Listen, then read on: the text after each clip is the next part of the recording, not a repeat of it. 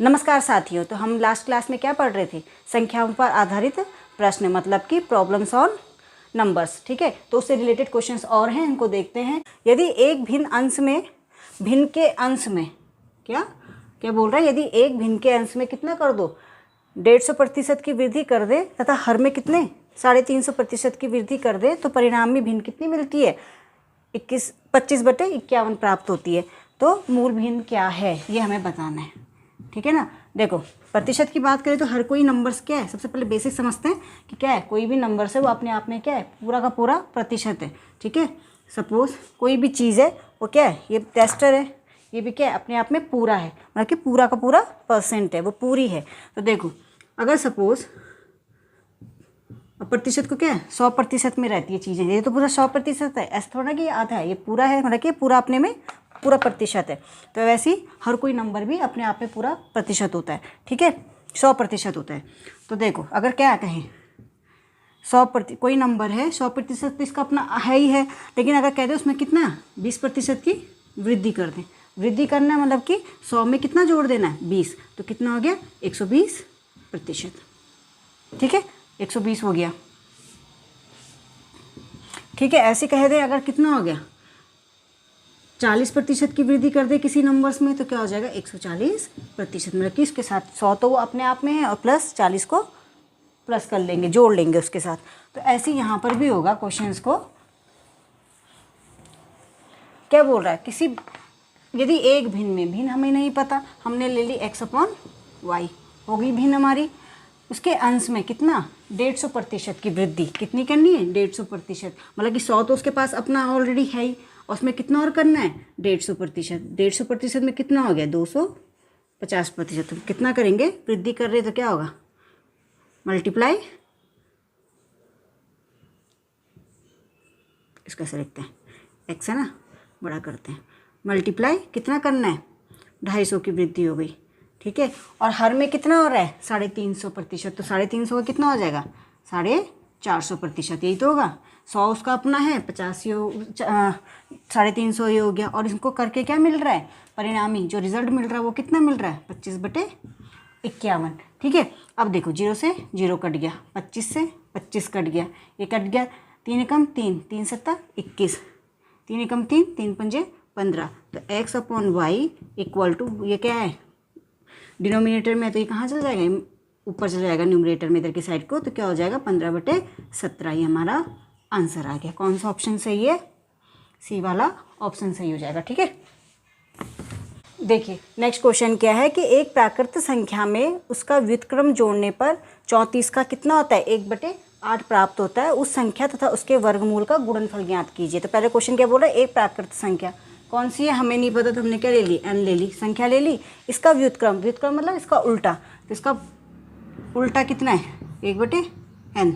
ठीक है, उल्टा कहेंगे तो 1 से डिवाइड कर देंगे। ठीक है, जोड़ने पर, इनको जोड़ रहे हैं कि, तो हमें कितना मिल रहा है, 34 का 1/8। ठीक है, का मतलब होता है मल्टीप्लाई। अब देखो, इसका एलसीएम ले लो, इसका कर दिया n² + 1/n इक्वल टू 34 × 1/8 हो गया। अब देखो, ये n को, ये कितना हो गया, 2 चौको 8, 2 एकम 2, 2 7 14 आ गया। क्या आया, n² + 1/n इक्वल टू 17/4। 17 म्हणजे 17, तो 17/4। इस 4 को यहाँ लेके चले जाओ और n को यहाँ लेके चले जाओ, तो क्या बना, 4 मल्टीप्लाई करो, 4 को यहाँ लेके गए तो इसके दोनों के साथ क्या हो जाएगा, मल्टीप्लाई, 9² + 1 इक्वल टू 17n। इसके साथ इसका मल्टीप्लिकेशन हो गया। ठीक है, अब देखो ब्रैकेट खोलो, इसका इसके साथ मल्टीप्लाई करो, इसका इसके साथ, तो कितना हो गया, 4n² + 4 का 1 के साथ मल्टीप्लाई, 4 इक्वल टू 17n आ गया। अब क्या करेंगे, हम इक्वेशंस बनाएंगे। ठीक है, इक्वेशंस क्या बनाएंगे, 4n² + 4 और ये कितना आया, -17n। इसको यहाँ लेके आ गए और इधर क्या आया, 0, कुछ नहीं बचा था, इसका मतलब 0 आ गया। अब देखो, इसको यहाँ पर सॉल्व करते हैं। इसको मैं ऐसे लिख सकती हूँ 4n², फिर n को लिख दिया कितना है 17n और +4 = 0। ठीक है, अब देखो इस इक्वेशन को कैसे सॉल्व करेंगे। देखो ये n तो हमेशा बीच में रहेगा, इसको इसके साथ मल्टीप्लाई करो नंबर्स का, कितना हुआ 16 आया, 4 चौको 16। अब एक ऐसा नंबर यूज़ करेंगे कि इसको जब हम क्या कर रहे हैं इसमें मल्टीप्लाई करें तो 17 प्लस माइनस करें तो 17 आना चाहिए और मल्टीप्लाई करें तो 16 आना चाहिए। देखो कैसे आएगा, 4n² को तो ऐसे ही लिख लिया हमने, +4 को भी ऐसे ही लिख लिया, -16n -n कर दिया मैंने। अब देखो 4 चौको 16, 16 आया, तो देखो इसका मतलब क्या हुआ, 1 16 एकम 16 कर दिया, 16 ही आ रहा है, और 16 और 1 कितना हो गया 17। तो पूरा सही बन गई ना हमारी इक्वेशन। तो ठीक है, इसको और इसको अलग अलग ले लेंगे, 4n को कॉमन ले लिया, यहाँ क्या बचे n-4, और यहाँ माइनस कॉमन ले लिया, यहाँ कितना आया n, और ये प्लस का माइनस हो जाएगा 4। ब्रैकेट साइन क्या हो जाते हैं, अगर माइनस बाहर हो तो अंदर साइन चेंज हो जाते हैं, प्लस का माइनस हो जाएगा। तो क्या बना 4n -1, क्योंकि कुछ नहीं है तो इसलिए -1 लिखा है, -1, और यहाँ पे इन दोनों का एक कॉमन ले लेंगे, हो गया। यहाँ पे n = इस वाले की वैल्यू आ रही है 1/4 और इसकी वैल्यू आ रही है n = 4। ये अपॉन वाला पोर्शन नहीं लेते हैं, ठीक है, किसको लेते हैं, प्रॉपर नंबर्स को। अब देखो n = 4 क्या है, उस संख्या, तो संख्या तो 4 मिल गई, तो उस संख्या तथा उसके वर्गमूल का गुणन कितना होगा। देखो इसका वर्गमूल संख्या 4 है, उसका वर्गमूल कैसे निकलेगा, ऐसे तो बनता है वर्गमूल, तो √4 का वर्गमूल कितना आ गया 2। तो इन दोनों का गुणनफल, नंबर्स और उसके वर्गमूल का गुणनफल कितना आएगा, 4 2 जा 8, नंबर्स ये हो गई, उसका वर्गमूल निकाल दे, कितना आया 2 आया, और 4 दूनी 8। तो हमारा ऑप्शन कौन सा सही हो गया, ए वाला। ठीक है,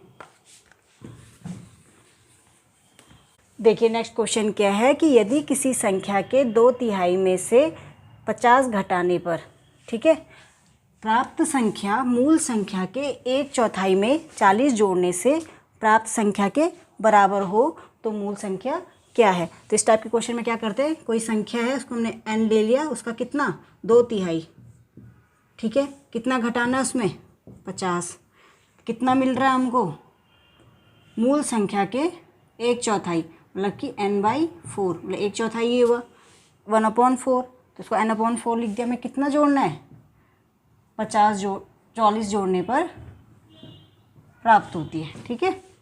तो मूल संख्या निकाल लिया हमने, ये दोनों के बराबर ये मिल जाता है, बराबर है कि ये, ठीक है। अब देखो इसमें ले लो 2n, ये है 2n/3 और 2n/4। देखो इस 50 को मैं इधर लेके जा रही हूँ, तो क्या है 40 + 50, और इसको इधर ले आती हूँ 2n/3 - n/4, प्लस है तो माइनस हो जाएगा, ये माइनस है तो ये प्लस हो गया, ठीक है। अब देखो इसका क्या ले लेंगे एलसीएम, कितना आया 12, कितना बोला 3 चौको 12, 4 दूनी 8, 8n - 4 है, 4 3 12, कितना आ गया 3n = 90 हो गया, ठीक है। अब क्या है 8 में से 3 गया, कितना बचा 5, 5n आ गया अपॉन 12 = 90, यही आएगा ना। 8n में से 3n को माइनस कर दिया तो 8 में से 3 गया तो कितना आया 5, और इधर 90 है बटे 12। देखो 5 से इसको काट दो, कितना है 5 कम 5, तो कितना बचा 4, ठीक है। तो कितना आया 18 आ गया, 5 8 40, ठीक है। अब यहाँ तो कुछ बचा नहीं, तो क्या आया n/12 = 18, यही आया ना, इससे ये काट दिया मैंने। तो कितना आया n = 18 × 12, तो n = कितना आया 18 दूनी 36, कितना बचा 3, 18 कम 18 3 21, तो आंसर कितना आ गया 216। तो हमें जो संख्या मिल रही है उसका आंसर कितना है, वो क्या है 216 है, ये हमारा आंसर आ गया। देखो नेक्स्ट क्वेश्चन क्या है कि 2 उत्तरोत्तर संख्याओं का गुणनफल कितना है 9506 है। इन दोनों में से छोटी संख्या कौन सी है। क्या बोल रहा है कि 2 उत्तरोत्तर, उत्तरोत्तर मतलब क्या होता है क्रमागत, ठीक है, या फिर उत्तरोत्तर मतलब कि इसके आगे वाली, ठीक है ना। दो उत्तरोत्तर मतलब कि दो संख्याएं हैं 7 और 8, तो इसके बाद ये पहली वाली है उत्तरोत्तर मतलब उसके आगे वाली संख्या, ठीक है। तो दो उत्तरोत्तर संख्याओं का गुणनफल कितना है, सपोज कोई संख्या 7 और 8, इनका गुणनफल कितना दे रखा है 9506 ये दे रखा है। इन दोनों में छोटी संख्या कौन सी निकालनी है, छोटी संख्या निकालनी है, ठीक है। मतलब कि ये हमें क्या दे रखी है, बड़ी संख्याएं दे रखी, नहीं सॉरी, ये छोटी संख्याएं हमें इनमें से निकालनी है। तो छोटी संख्या कैसे निकालेगी, देखो यहाँ पे ऑप्शन से देते हैं, कौन सा है, ऑप्शन में जाएंगे, ऑप्शन से सॉल्व करने में ईजी पड़ेगा। 96, 97, 98 और 99 मतलब कि छोटी है ना। तो इसके उत्तरोत्तर मतलब इसके आगे वाली छोटी संख्या ये है, तो इसकी बड़ी वाली क्या हो जाएगी 97, यही तो होगा। 97 का आगे वाली क्या हो जाएगी 98, और 98 के आगे वाली 99, और 99 के आगे वाली 100। अब इसमें क्या है, देखो लास्ट में क्या है 6 है, सॉरी इनमें ऑप्शन में से कौन सा ऑप्शन इसमें मैच करता है ये देखेंगे। 7 छके 42, 2 किसी में नहीं, तो इकाई का अंक मल्टीप्लाई किया है, तो इकाई के अंक में क्या है, यहाँ 7 है, 6 है, 8 है, 9 है, दो नहीं है, तो ये हमारा ऑप्शन गलत हो गया। 8 7 56, 56 का 6, तो ये वाला ऑप्शन रुक सकता है, अभी इसको स्टार लगा दो, ठीक है। 8 9 72, 2 नहीं है, इसलिए ये वाला ऑप्शन गलत हो गया। और ये 0 आएगा इकाई का अंक, ये भी गलत हो गया। तो कौन सा ऑप्शन है, इकाई के जिसके इकाई के अंक में 6 होगा वही हमारा आंसर हो जाएगा, ठीक है। इन दोनों को मल्टीप्लाई करके हमको क्या मिल जाएगा, ये वाला आंसर मिल जाएगा, ठीक है। और ऐसे क्या है, नेक्स्ट दूसरा वाला क्वेश्चन भी है, इसको देखो। दो सतत सम संख्याएं, सतत मतलब क्रमागत, ठीक है, का गुणनफल कितना दे रखा है 6 8 8 8। इन दोनों में बड़ी संख्या क्या है, मतलब ये बड़ी वाली संख्या है। सतत मतलब क्रमागत, सम संख्याओं का गुणनफल, ठीक है। हमें नहीं पता, इसमें भी ऑप्शन से ले देते हैं। ये बड़ी संख्या है, तो हमें क्या है छोटी संख्या देखनी है इसमें, तभी तो पता चलेगा कि गुणनफल क्या है। देखो ये तो हमें बड़ी संख्या दे रखी, बोल क्या रहा है, इन दोनों बड़ी संख्या क्या, इनमें से बड़ी संख्या क्या है ना।